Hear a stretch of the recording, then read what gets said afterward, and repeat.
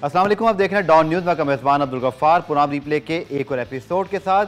पुराम आज बड़ा स्पेशल है चूँकि पीसीबी के director, high performance director junior premier league Nadeem Khan साहब इस वक्त मौजूद हैं स्टूडियोज़ में। इनसे बहुत सारे सवालात करेंगे। मैंने इंट्रोडक्शन बड़ा शॉर्ट इसलिए रखा कि बातें और सवालात बहुत ज़्यादा हैं, वो ज़रूर उनके साथ करेंगे। लेकिन जैसा हमारे प्रोग्राम का हमेशा शुरुआत होती है, पहले देखिए रिप्ले हेडलाइन। दौरा श्रीलंका पर मौजूद पाकिस्तान क्रिकेट टीम पहला टेस्ट मैच खेलने गोल पहुंच गई। श्रीलंका ने भी पाकिस्तान के खिलाफ 18 रुकनी स्क्वाड का ऐलान कर दिया। मोहम्मद आमिर रावलाकोट हॉक्स के आइकन प्लेयर मुकर्रर। कहते हैं रावलाकोट हॉक्स का हिस्सा बनने पर खुशी है, साइन करने पर इंतजामिया का शुक्रिया अदा करता हूं। पाकिस्तान में पिचेस का मयार बेहतर बनाने के लिए एडलीड ओवल के हेड क्यूरेटर डेमियन हॉफ जुम्मे को लाहौर पहुंचेंगे। वो पाकिस्तान के चारों शहरों में मौजूद टेस्ट सेंटर्स की आउटफील्ड और पिच स्क्वायर्स का मुआयना करेंगे। 56वीं एशियन बॉडी बिल्डिंग चैंपियनशिप के लिए 12 रुकनी कौमी दस्ता मालदीव रवाना हो गया। Secretary Pakistan body building federation Suhail Anwar कहते हैं माजी की तरह इस इवेंट में भी पाकिस्तान के लिए मेडल्स हासिल करेंगे। बरतानवी tennis star Andy Murray hall of fame open के क्वार्टर फाइनल में पहुंच गए। उन्होंने प्री क्वार्टर फाइनल में ऑस्ट्रेलिया के मैक्स पुर्सेल को शिकस्त दी। मरे की फतह का स्कोर 4-6, 6-2 और 6-1 रहा। तो रिप्ले हेडलाइन आपने देखी और पाकिस्तान क्रिकेट बोर्ड के director, high performance junior premier league के डायरेक्टर नदीम खान साहब ऐसा मौजूद है। अस्सलाम वालेकुम नदीम साहब। वालेकुम। नदीम भाई, पहले बात कर लेते हैं जो आज प्रेस रिलीज आया था, डेमियन हॉफ जो है पाकिस्तान आ रहे हैं और इस हवाले से बड़ा लोगों का इंटरेस्ट रहा कि पिचेस कौन सी बनेगी, क्या वो जो ड्रॉप इन पिचेस थी क्या वो ड्रॉप हो गई। एग्जैक्टली सर डेमियन हॉफ का जो विजिट है इस पर बता दीजिएगा। और हम जो कराची लाहौर में काफ़ी टाइम लग गया है पिचेस के ऊपर, मकसद क्या है, मिशन क्या है, क्या अचीव करना चाह रहे हैं? डेमियन जो है वो एडिलेड के हेड क्यूरेटर है और बड़ा वास्ट एक्सपीरियंस है इनका क्यूरेटरशिप का। और डेमियन जो है ये जो ड्रॉप इन पिचेस हैं इसके भी बड़े एक्सपर्ट है ये। और एडिलेड में हमेशा ड्रॉप इन पिच जो है वो डेमियन ही तैयार करते हैं। ठीक है। तो हमने इनको इनवाइट किया है। एक तो ये कि ड्रॉप इन पिचेस के सिलसिले में, दूसरा इनका ये है कि हम चाहते हैं कि एक बाहर से कोई बंदा आए और वो भी थोड़ा सा देखे कि किस तरह से हम और पिचेस बेहतर कर सकते हैं। क्योंकि एक अलग से कहना चाहिए कि एक अलग से राय आएगी, एक अलग चीज़, वो एक अलग माहौल में काम करते रहें। ठीक है। तो हम चाहते हैं कि कुछ थोड़ा सा डाइवर्सिटी हो, इसमें डाइवर्सिफाई करें इसको, तो इसलिए इनको बुलाएं। और इनके साथ हमने कुछ वर्कशॉप्स भी रखी है जो कोचेस की भी हैं, ताकि कोच भी अंडरस्टैंड कर सकें कि पिचेस को ट्रीट करना, पिचेस की प्रिपरेशन, और इससे डेफिनेटली फ़ायदा होगा उनको जब अपनी टीमें बनाएंगे और डिसीजन मेकिंग। ठीक है। रमीज़ राजा साहब, चेयरमैन पीसीबी ने कराची में प्रेस कॉन्फ्रेंस में बता दिया था कि जो ड्रॉप इन पिचेस के हवाले से अब जो नया एडवांस प्रोग्राम है, लेकिन क्या सर वो जो ड्रॉप इन पिचेस वाला मामला है क्या वो अब मौजूद है, या जो आप समझते हैं डेमियन के आने के बाद वो जो एक्सपेरिमेंट ऑस्ट्रेलियन सॉइल ने भी बहरहाल कराची पहुंचना था, क्या पहुंच चुकी है या पहुंचने वाली है? जी, ऑस्ट्रेलियन सॉइल भी पहुंच रही है और डेमियन के आने से इंशाल्लाह पहले पहुंच जाएगी। और हम चाहते हैं, क्योंकि देखें ये सॉइल होती है, ये इसकी अलग अलग कैरेक्टरिस्टिक्स होती है। अब ऑस्ट्रेलियन सॉइल जो है अगर आप उसको पानी डालें तो वो ज़्यादा सॉइल करती है। तो हम चाहते हैं कि ऑस्ट्रेलिया से इसीलिए बुलाया क्यूरेटर, ताकि वो एक हमें पिच प्रिपेयर करके दिखाएं और उसको लर्न कर सके हमारे क्यूरेटर्स कि ऑस्ट्रेलियन सॉइल को किस तरह ट्रीट करते हैं और किस तरह उससे प्रिपरेशन करते हैं। ठीक है। तो ये डेमियन का मकसद है आने का। चलिए, सीज़न 1 जो हुआ, नदीम साहब आप उसके निगरान उस वक्त भी थे और आपने देखा कि खुद रमीज़ राजा साहब बड़े क्रिटिकल रहे हैं कि हमें पिचेस को बहुत बेहतर करना है। और फिर ये ड्रॉप इन पिचेस या फिर जो अब डेमियन के आने का विजिट है, सर क्या आप समझते हैं बेहतर रहेगा कि जो हमारी डोमेस्टिक क्रिकेट अब शुरू होने जा रही है, अगस्त सितंबर में उसका आगाज़ होता है, क्या आपके ज़हन में सर खाका है कि किस तरह की पिचेस तैयार हो जाएँ, चेयरमैन पीसीबी भी ज़रा उसमें मुतमईन हो जाएँ, क्योंकि वो कहते रहे कि ये पिचेस अच्छी नहीं है। सो फोकस क्या है सर? और फिर ये सेंटर्स पे लोगों के ज़हन में जो सवाल हैं ज़्यादातर मैं वो रखूँगा आपके सामने ताकि जवाब निकल सकें। क्या हम कराची, लाहौर, पिंडी, पेशावर और जितने हमारे टेस्ट सेंटर या फर्स्ट क्लास सेंटर्स हैं, किस तरह की नेचर की पिचेस हम बनाना चाह रहे हैं? कितनी कोई डिफरेंट होगी, यानी कि बहुत बाउंसी विकेट भी होगी तो कोई स्पिन होगी, डाइवर्सिटी कैसे लानी सर? देखिए, थोड़ा सा बाउंस लो रहता है पाकिस्तान में, तो हमारी कोशिश है कि बाउंस को बेहतर किया जाए। इसके अलावा ग्रास को भी हमने चेंज किया है इस दफ़ा, और ये रिफर्बिशमेंट तो हर साल ही हम करते हैं। ये कोई नई चीज़ नहीं है। ये एक सीज़न होता है जो मार्च से शुरू होता है और ये बारिशों के सीज़न तक आपको पता है कि किस टाइम पे आप ग्रास लगाना, पिचेस को प्रिपेयर करना, ग्राउंड की रिफर्बिशमेंट करना, तो ये हम हर साल करते हैं।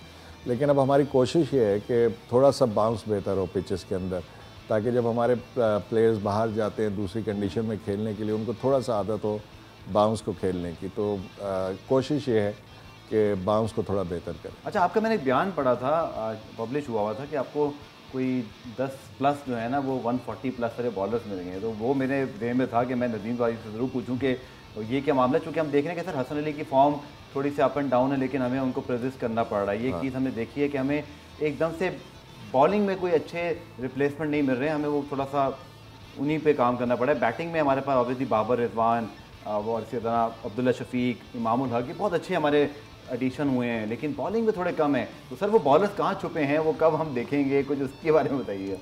गफ़ार 10 भी नहीं ज़्यादा हैं, 15 से 20 के दरमियान हैं, और वो अंडर 19 से लेकर और फर्स्ट क्लास क्रिकेट तक खेल रहे हैं। लेकिन जो सबसे अच्छी चीज़ है उसकी कि सब जितने भी ये बॉलर्स हैं कोई भी 24 से ऊपर का नहीं है, और इसीलिए हमारी कोशिश है कि इनको डेवलप करें। और बहुत अरसे के बाद इस तरह से मैंने देखा है कि एक साथ इतने तेज़ बॉलर आए हैं। और आपने देखा होगा PSL के अंदर भी आपने कुछ नए बॉलर्स देखे होंगे जो कितनी तेज़ बॉलिंग करा रहे थे, और वो सारे हमारे सिस्टम में, और हमारी ये कोशिश है कि उनको डेवलप करके बेहतर करें। जहाँ तक बात है हसन अली थोड़ा सा आउट ऑफ फॉर्म नज़र आ रहे हैं, मतलब उस तरह की परफॉर्मेंस नहीं आ रही जिस तरह की हसन अली करते हैं नॉर्मली।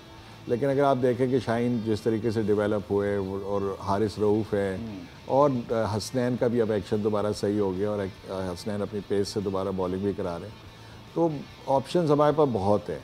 लेकिन कुछ जो है वो काफ़ी यंग है, अंडर 19 में भी कुछ बॉलर्स हैं जो कि काफ़ी तेज़ हैं। तो डेवलपमेंट अभी इनकी चल रही है, अभी रेडी नहीं है इंटरनेशनल क्रिकेट के लिए, लेकिन रॉ पेस बहुत है पाकिस्तान के अंदर। और इवन जब PSL में भी जो फॉरेन प्लेयर्स आते हैं वो हमेशा यही कहते हैं कि आपके पास फास्ट बॉलरों की कमी नहीं है, और हमेशा से है ये पाकिस्तान का। लेकिन इस दफ़ा जो बैच आया है मेरे ख्याल से ऐसा मैंने बहुत अरसे बाद देखा है कि एक साथ इतना कंपटीशन आया है, और इंशाल्लाह विद इन 2 ईयर्स आपको नज़र आएंगे बॉलर्स। सर आप जब डायरेक्टर हाई परफॉर्मेंस नहीं भी थे तो कराची में मुलाकात नदीम साहब से होती रही, क्योंकि ये इससे पहले डोमेस्टिक में बड़ा इन्वॉल्व थे, तो आपसे इन्फॉर्मेशन मिल जाया करती थी भाई क्या हो रहा है। तो अब मैं ऐसा चाहता हूँ ये नहीं कि आप चंद नाम बताएं, कोई ऐसे नाम उन बॉलर्स के जो आपके ज़हन में, ताकि वो हमें भी याद रहे ना, ताकि हम उनको ट्रैक करें। जो आपने नाम लिए 12-14 हैं, कौन से आपके ख्याल में वो फास्ट बॉलर्स हैं? देखिए इतने सारे नाम है गफ़ार में। दूसरा एक ये होता है कि जैसे जो मेरी जॉब है, जिस तरह के मैं काम करता हूँ, मैं किसी एक बॉलर पे या किसी प्लेयर के बारे में बात मैं नहीं करता। उन 4 बॉलर्स के लिए की है वो, क्योंकि इंटरनेशनल में सबके सामने है। ठीक है, तो अगर मैं एक नाम भी भूल जाऊँगा तो वो ज़्यादती हो जाती है। लेकिन आप देखेंगे ड्यूरिंग द सीज़न, क्योंकि आप खुद इसको सारा फॉलो करते हैं डोमेस्टिक क्रिकेट को, आपको नज़र आएंगे बहुत तेज़ बॉलर हैं। और आपने जैसे मैंने कहा अभी PSL में भी आपने बहुत सारे बॉलर्स देखे, तो इतनी लंबी लिस्ट है कि मैं नाम लिस्ट में आपसे बाद में लूंगा जरूर। हाँ, मैं आपको बोल दिया है, नहीं, मैं आपको ट्रैक करें 140 वाले प्लस है कौन से, जो कि नए बॉलर्स को आप लोगों से पता चलता है पहली मरतबा या कोचेस से। तो फिर से बात करते हैं, पुरान भी ब्रेक शामिल करते हैं। ब्रेक से जब वापस आएंगे तो डायरेक्टर, क्योंकि जूनियर भी है नदीम खान साहब, उसके हवाले से बड़े सवालात हैं आप लोगों के, इनके सामने रखेंगे। आज मैं इन्फॉर्मेशन ज़्यादा हासिल करना चाह रहा हूँ, डिस्कस करते हैं शॉर्ट ब्रेक के बाद। पुरान रिप्ले में खुशामदीद, नदीम खान हमारे साथ मौजूद हैं, डायरेक्टर हाई परफॉर्मेंस भी हैं, लेकिन अब सवालात डायरेक्टर जूनियर प्रीमियर लीग के हवाले से बहुत हैं, और इसमें बहुत लोगों ने सवालात भेजे हैं, स्पेशली जो यंग बच्चे हैं कि भाई ये हम इसका हिस्सा कैसे बन सकते हैं। PSL में तो आपको पता है ड्राफ्ट होता है, ड्राफ्ट के बाद फिर आपकी इमर्जिंग कैटेगरीज होती हैं, यहाँ तो पूरा ही इमर्जिंग का सिलसिला है। तो नदीम भाई इस वक्त अपडेट क्या है, जो कि फ्रेंचाइज अभी अनाउंस होनी बाकी हैं, आप लोग के कुछ पैगाम जरूर है, डैरन सैमी, शेब मलिक, शाहिद आफरीदी उसके आइकॉन बने, एनीथिंग लेटेस्ट जो आप बता सकते हैं रमीज साहब की प्रेस कॉन्फ्रेंस के बाद जो एक्टिविटीज़ हैं? देखिए अब जो सबसे पहले तो जो एक सारे बच्चों के इंटरेस्ट की चीज़ है वो तो देखें, एक हमारा पूरा एक सिस्टम है जिसके थ्रू प्लेयर्स आते हैं। अंडर 19 जो है आपकी डिस्ट्रिक्ट लेवल पे होती है, जहाँ 93 टीम्स बनती हैं। उसके बाद डिवीज़न होती है जहाँ पे 24 टीमें होती हैं। 93 से जो अच्छी परफॉर्मेंस करते हैं वो 24 में आ जाते हैं, और 24 के बाद आपकी क्रिकेट एसोसिएशन की टीम बनती है, जो 6 एसोसिएशन है, हर एक की 2-2 टीमें होती हैं, तो वो 12 टीमें होती हैं। तो एक प्रोसेस के थ्रू बच्चे आ रहे हैं विद देयर परफॉर्मेंसेस। तो यही बच्चे जिस तरीके से जब हम PSL का ड्राफ्ट करते हैं तो जितने लड़के डोमेस्टिक क्रिकेट में खेल रहे होते हैं वो सारे ड्राफ्ट में चले जाते हैं। उसके बाद चॉइस होती है फ्रेंचाइज ओनर्स की। इसका भी ड्राफ्ट होगा? इसी तरीके से होगा। ये जो 12 टीमें हैं इसमें जो बच्चे हैं वो सारे जो है ड्राफ्ट में चले जाएंगे और उनकी परफॉर्मेंसेस को देखते हुए जो भी फ्रेंचाइज ओनर्स हैं अपने कोचेज़ के साथ वो अपनी अपनी टीमें बना लेंगे। तो ये एक पूरा प्रोसेस चल रहा है कि जहाँ से आपने 93 टीम से और फिर 24 और 24 से फिर उधर जाएंगे। इसके अलावा हमारी कोशिश है कि शायद कोई ऐसे बच्चा रह गया हो जिसके अंदर एक्स्ट्राऑर्डिनरी टैलेंट हो और जिसकी हमें ज़रूरत भी है और जिस पे हम बहुत ज़्यादा एम्फेसाइज भी कर रहे हैं। वो है कोई अनऑर्थोडॉक्स, जैसे कोई आपको चाइनामैन मिल जाए या कोई आपको लेग ब्रेक गूगली कोई बहुत ही रॉ पेस का बॉलर मिल जाए। तो अभी हम कोशिश है हमारी कि अब बहुत जल्द हम कोशिश कर रहे हैं कि एक चीज़ लॉन्च करें कि लोग अपनी वीडियोस डालें और फिर हमारे कोचेस उनको असेस करें कि अगर वो इस काबिल हैं कि जूनियर हमारी लीग में खेल सकते हैं तो डेफिनेटली उनको फिर हम बुलाएंगे और ड्राफ्ट में डालने की कोशिश करेंगे। ठीक है। तो ये इसका प्रोसेस है। यहाँ फ्रेंचाइज जो है इसकी आपके ख्याल में कब तक ये चीज़ें अनाउंस हो जाएंगी? क्योंकि अक्टूबर में आई थिंक इसको लाहौर में होना है। जी। और अब तकरीबन जुलाई आ गया तो वेट कर रहे हैं लोग। आपने देखा होगा कि अब एडवर्टाइज सारी चीज़ें एक एक करके होती जा रही हैं कि अभी आपका टाइटल स्पॉन्सरशिप का भी ऐड आ गया, आपके कैटेगरीज के ऐड आ गए, उसके बाद आपके लाइव स्ट्रीमिंग के ऐड है और दूसरी जो ब्रॉडकास्टिंग तो हमारा पीटीवी के साथ ऑलरेडी बात चल रही हो गई है। तो इस तरीके से एक एक करके चीज़ें आती जा रही हैं और अब फ्रेंचाइज का ऐड बहुत जल्द आने वाला है। तो कोशिश ये है कि by the end of July आपको सारी चीज़ें आ जाएंगी जो एडवर्टाइज हो जाएंगी और बाय मिड अगस्त हमारी कोशिश होगी कि इसको क्लोज करते जाए चीज़ों को। ठीक है। तो तैयारियां फॉरेन प्लेयर्स के टाइम का मैं चाह रहा हूं ज़्यादा सवाल हो जाए जूनियर प्रीमियर लीग पे। फॉरेन प्लेयर्स वाला बताइएगा क्योंकि ये एक एलिमेंट है जिसको बड़ा डिस्कस किया जा रहा है। कैसा रिस्पांस है और आप क्या एक्सपेक्ट कर रहे हैं, मतलब वहाँ से टैलेंट कैसे प्रोड्यूस होगा? अब देखें फॉरेन प्लेयर्स का ये है कि क्योंकि ये फर्स्ट क्लास क्रिकेट तो है नहीं या इंटरनेशनल प्लेयर्स नहीं है, तो हमने जितने भी क्रिकेट बोर्ड हैं आईसीसी से जो मेंबर बोर्ड्स हैं उन सबको लेटर्स लिखे और उनसे मांगा है प्लेयर जो अंडर 19 उनके सिस्टम में प्लेयर्स हैं उनके नाम दें और कोशिश ये होगी कि हर टीम में 4 जो है ओवरसीज़ प्लेयर हों। और काफ़ी बोर्ड से रिस्पांस आ गया, कुछ 1-2 बोर्ड से रह गया और इंशाल्लाह वो भी बहुत जल्द आ जाएगा। 11 के बारे में जैसे हमारे यहाँ होता है जैसे 3 मिनिमम और 4 मैक्सिमम खेल सकते हैं, तो उसका भी कोई थ्योरी बन रही है? हाँ, उसको देखेंगे मेरे ख्याल से 2 ओवरसीज 2 से 3 मैक्सिमम। सर एक क्रिटिसिज्म ऑब्वियसली मैं बैलेंस करके पूछूंगा, ये तो मैं नहीं कहूँगा कि जूनियर प्रीमियर लीग नहीं होनी चाहिए। ऑब्वियसली जो बच्चों को पैसा मिल रहा है पाथवे, हमें पता है कि सक्सेस स्टोरीज बहुत होती हैं, अनसक्सेसफुल बहुत ज़्यादा भी होती हैं, तो उन बच्चों को भी एक रिकग्निशन उनको कैरियर पाथ मिलेगा। बट एक T20 ओरिएंटेड किस्म की चीज़ें होती जा रही हैं। जूनियर प्रीमियर लीग भी उसका हिस्सा होगी। साउथ अफ्रीका ने कल जब किया तो पूरी दुनिया में क्रिकेट इन्फो ने इतना बड़ा आर्टिकल लिखा कि शायद ये क्रिकेट की पहली बड़ी चेंज की बुनियाद रख दी गई है कि क्रिकेट बोर्ड अपनी बायलेटरल सीरीज़ को छोड़कर जूनियर प्रीमियर अपनी T20 लीग की तरफ जा रहा है। डू यू थिंक कि इसको बैलेंस, नदीम भाई किसी तरह डोमेस्टिक आप डायरेक्टर हैं कि हमारे वो बच्चे जो T20 स्पेशलिस्ट नहीं हैं तो उनकी इंकरेजमेंट सर कैसे होगी? वो जो टेस्ट वाला पोर्शन साथ साथ जो हमने वहाँ भी टैलेंट ढूंढना है, यहाँ तो फास्ट ट्रैक हो रहा है, वहाँ पे तवज्जो ज़्यादा नहीं होगी, तो वो खाना कैसे सर फिल हो सकता है? देखिए एक चीज़ तो हम सबको ये रियलाइज़ करनी चाहिए कि इट्स अ फैक्ट कि ये क्रिकेट एक वाहिद गेम है जिसमें 3 डिफरेंट फॉर्मेट्स है। बिल्कुल ठीक है। तो तीनों में पाकिस्तान ने एक्सेल करना है, तीनों में पाकिस्तान की मजबूत टीम होनी चाहिए। बिल्कुल ठीक तो ये आर्गूमेंट के जी T20 से मैं कह रहा हूं कि होनी चाहिए, तो टेस्ट के लिए क्या सोच रहे हैं आप लोग? मैं इस चीज़ को नहीं समझता। मैं समझता हूँ कि ये तीनों फॉर्मेट क्रिकेट के और तीनों में हमारे पास टॉप प्लेयर होने चाहिए और तीनों में हमको प्लेयर डेवलप करने हैं। ठीक है। एक तो ये चीज़ होगी। दूसरी जो अंडर 19 लेवल पे हम ऑलरेडी 3 डे क्रिकेट करा रहे होते हैं। ये सर पैसा आता नहीं है ना जो जीपीएल में आएगा। अब यहाँ खुद कह रहे हैं आप लोग कि 15-20 हज़ार डॉलर मिल सकते हैं, वहाँ प्लेयर को तो इतने नहीं मिलते हैं ना सर। ये एक आर्गुमेंट है मेरा। नहीं देखिए बात ये है कि ये तो एक ब्लेसिंग है कि इनको इस तरह की एक लीग आ रही है इस लेवल पे कि उनको वहाँ से पैसे मिल जाएंगे। ठीक है। ये तो एक अलग चीज़ हो गई, लेकिन ये डेवलपमेंट की एज होती है। इधर मोस्टली दुनिया में कहीं पे भी आपको अंडर 19 लीग जो है प्रोफेशनल नहीं मिलती। बिल्कुल ठीक है ना। ये एक डेवलपमेंट की एज होती है, तो प्लेयर्स जो है वो 3 डे क्रिकेट तो खेल रहे हैं ऑलरेडी। हाँ, वहाँ पे पैसे नहीं हैं क्योंकि अभी वो फुल टाइम प्रोफेशनल नहीं हुए। ठीक है। उसी की सपोर्ट में जो बहुत अच्छे प्लेयर हैं और क्योंकि हमारा जिस तरह की इकोनॉमिक सिचुएशन और कंडीशन और जिस तरह का हमारा माहौल है या कल्चर है, उसमें अगर बच्चों को यहाँ से पैसे मिलेंगे तो डेफिनेटली उनकी ग्रूमिंग पे और उनको इससे हेल्प मिलेगी अपने गेम को बेहतर करने के लिए। तो कोई ना कोई तो चीज़ हमने ऐसी बनानी थी कि जहाँ से बच्चों को फाइनेंशियल फ़ायदा भी हो। और मोस्टली बच्चे आप ये देखेंगे कि जो आपके 3 डे और 1 डे क्रिकेट खेल रहे होते हैं अंडर 19 में, वही बच्चे होंगे।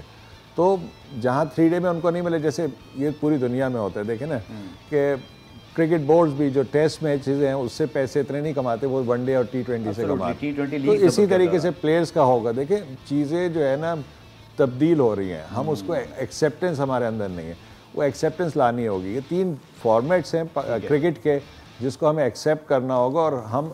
और आप मुझे बता सकते हैं कि अगर कल पाकिस्तान T20 मैच हार जाए, कोई मैच हो रहा है, तो आप कहेंगे कि जी T20 तो हम छोड़ देते हैं। कोई बात नहीं, ऐसा नहीं है। अब बिल्कुल ऐसे अब हम चाहते हैं कि हमारी तीनों फॉर्मेट में मजबूत टीम हो, और उसके लिए ज़ाहिरी बात है कि हमें ये बिल्कुल एहसास है कि ये एक फॉर्मेट है जहाँ पे अब दुनिया में लोग, आप अक्सर देख रहे हैं जो दूसरे बड़े मुल्क हैं, यानी कि क्रिकेट वाइज, वो देखा होगा आप, उनकी कहीं पे T20 मैच हो रहा है और कहीं पे टेस्ट मैच भी चल रहा है, 2-2 टीमें बन रही। तो हमें इस चीज़ को आगे लेके चलना है। इसमें 1-2 आर्गुमेंट्स हैं, जो सवाल है मेरे, बल्कि ज़रूर ब्रेक के बाद आके मज़ीद डिस्कशन जारी रखेंगे।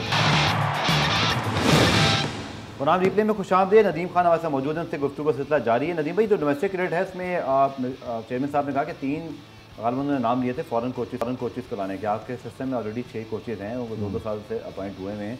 तो कौन से 3 कोचेज़ आ रहे हैं कि क्या इसकी कोई तफसीला बता सकते हैं, और क्या फिर वो एज अ हेड कोच सारे बन के आएंगे? जी, हम चाह रहे हैं कि थोड़ा सा डाइवर्सिटी इसके अंदर भी आए, और कुछ एक्सपीरियंस कोचेज़ जो कि फ़र्स्ट क्लास लेवल पे अपने मुल्कों में कर चुके हैं, कुछ इंटरनेशनल कोचेज़ का कोशिश है कि 3 टीमों में एटलीस्ट ये हम ट्राई करें। पहली दफ़ा होगा पाकिस्तान में, और हम चाहते हैं कि उनके साथ उनका एक ट्रेनर भी आए जो कि लड़कों को फ़िटनेस पे भी काम करे, और फील्डिंग कोच। तो ये इरादा है इस दफ़ा के 3 टीमों में फ़र्स्ट क्लास की। हमारी कोशिश है इंशाल्लाह कि 3 फ़ॉरेन कोच आएँ, और मेरे ख़्याल से इससे डेफिनेटली प्लेयर्स को भी बड़ा फ़ायदा होगा। वो इसलिए कि विदाउट एनी डिसरिस्पेक्ट, क्योंकि ज़ाहिर बात है हमारे कोचेज़ बड़ा अच्छा काम कर रहे हैं। पिछले 2-3 साल से आपने प्रोग्रेस देखा है, पाकिस्तान टीम और उसकी बैकअप, और बहुत सारे प्लेयर्स आपको सामने आते नज़र आ रहे हैं यंग। और उसके बावजूद हम चाहते हैं कि कुछ इस तरह के एक, जब भी कोई आप किसी को भी बाहर से सिस्टम में लाते हैं, वो डेफिनेटली विद न्यू आइडियाज़ आता है, और उससे लोग लर्न करते हैं। तो हमारी कोशिश ये है कि जो कोचेज़ लाएंगे बड़े एक्सपीरियंस होंगे, और वो हमारे कोचेज़ के साथ काम करें, ताकि वो कोचेज़ हमारे भी कुछ नए मेथड्स, चीज़ें, और जो चीज़ें ज़ाहिरी बात है कि इनके पास नहीं थी, वो इनके पास आएंगी, हमारे कोचेज़ से वो कुछ सीखेंगे। तो मेरे ख़्याल से इसका बड़ा फ़ायदा होगा प्लेयर्स को। और जैसे मैंने कहा कि उसके साथ वो हमने कहा कि ट्रेनर भी लेकर आएँ, और साथ में फील्डिंग कोच। अच्छा, एक एलिमेंट हमने देखा कि पाकिस्तान की लिमिटेड ओवर्स ने इंप्रूव किया। हमने ऑस्ट्रेलिया के खिलाफ भी 349 चेस किए। हमारी वनडे की वो जो हमें लगता था कि हम थोड़े से आउटडेटेड हो गए थे, लेकिन थोड़ा टेस्ट क्रिकेट में भी लगता है कि वो जो अप्रोच है ना, जैसे इंग्लैंड अभी खेल रहा था तो हम बहुत पीछे दिखाई देते हैं। उस अप्रोच के लिए आप लोगों ने कोशिश की थी, वो जो पॉइंट सिस्टम निकाले थे, पिचेस के ऊपर बात हुई थी, बहुत उसमें बेहतरी की जरूरत है। क्योंकि हमारा जो फर्स्ट क्लास क्रिकेटर जब टेस्ट क्रिकेट में आता है, वो दुनिया के दीगर ममालिक से उसकी अप्रोच नदीम साहब बहुत डिफरेंट है। डेफिनेटली डिफरेंट है, और इसीलिए हमने ये पॉइंट सिस्टम देखे। इसके 2 फ़ायदे हैं। एक तो इसमें पॉजिटिव क्रिकेट आपने खेल ली, जो हम काइजन ट्रॉफी में पॉइंट सिस्टम जो हमने इंट्रोड्यूस किया था 2 साल पहले। दूसरा इसका ये है कि इसमें डिसीजन मेकिंग बहुत है। तो अगर आप देखेंगे पिछले 10-15 साल में आपको कोई ग्रूम कैप्टन नज़र नहीं आया, डेवलप्ड कैप्टन नज़र नहीं आया। और क्योंकि पहले क्या होता था कि हमने सिर्फ फर्स्ट इनिंग के पॉइंट्स रखे हुए थे, उसमें इतनी डिसीजन मेकिंग नहीं थी। इसमें एक विकेट पे पॉइंट है, रन्स बनाने पे पॉइंट है, तो आपकी डिसीजन मेकिंग बहुत इन्वॉल्व हो जाती है। कि अगर आप देखें कि जी 10 ओवर हैं, पहले 100 ओवर्स में बड़े पॉइंट्स हैं, कि अब 90 ओवर्स हो गए हैं, आपने ऑल ऑफ अ सडन दूसरे किसी ऐसे बैट्समैन को भेजा कि जो जाके अगले 10 ओवर में 70 रन बना सके। तो ये डिसीजन मेकिंग है। इसी तरीके से बॉलिंग चेंजेस, फील्ड प्लेसिंग, तो इसमें पॉइंट सिस्टम में हमेशा डिसीजन मेकिंग आती है। इससे साथ साथ प्लेयर भी ग्रूम होंगे, कैप्टन भी ग्रूम होगा, और पॉजिटिविटी हम चाहते हैं वो नज़र आना शुरू हो गई आपको लिमिटेड ओवर में। इंशाल्लाह आपको बहुत जल्द आपने जो स्टैट्स से जिक्र किया, मुझे याद आ रहा है कि आपने डिजिटलाइज भी किया लास्ट टाइम उस चीज़ को, पूरा एक सॉफ्टवेयर के थ्रू सारी चीज़। तो उससे क्या इम्पैक्ट आपने क्रिएट किया है, जो आप समझते हैं, जो उससे हासिल क्या हुआ आप समझते हैं? देखिए, डिजिटल स्कोरिंग से एक तो लाइव स्कोरिंग है, आप दुनिया में कहीं भी बैठ के आप फॉलो कर सकते हैं अपनी क्रिकेट को, एक तो ये बहुत अच्छी चीज़ है। दूसरी इसकी इंपॉर्टेंट चीज़ ये है कि सारा डेटा जमा होता जा रहा है। तो अब जब सिलेक्शन होती है तो हम और आप आराम से घर में बैठ के कह सकते हैं कि यार ये प्लेयर क्यों सिलेक्ट हुआ और क्यों नहीं। डोमेस्टिक क्रिकेट के अंदर की मैं बात कर रहा हूँ, जहाँ तक मैं देखता हूँ। तो डिजिटल स्कोरिंग इंट्रोड्यूस कराने की वजह यही थी कि हम चाहते कि डेटा इकट्ठा हो और परफॉर्मेंस बेस्ड सिलेक्शंस हो, और उसी पे हम काम कर रहे हैं और काफ़ी बेहतर हुई है। इसके अलावा हमने एक और बहुत ज़बरदस्त चीज़ इंट्रोड्यूस कराई है जो कि पाकिस्तान की क्रिकेट में पहले कभी नहीं हुई, प्रोफाइलिंग, प्लेयर प्रोफाइलिंग। अच्छा, ये प्लेयर प्रोफाइलिंग जो है ये सेल्फ असेसमेंट प्लेयर अपनी खुद करता है, क्योंकि देखिए हम हमेशा बात करते हैं कि हमारे प्लेयर्स के अंदर कंसिस्टेंसी नहीं होती।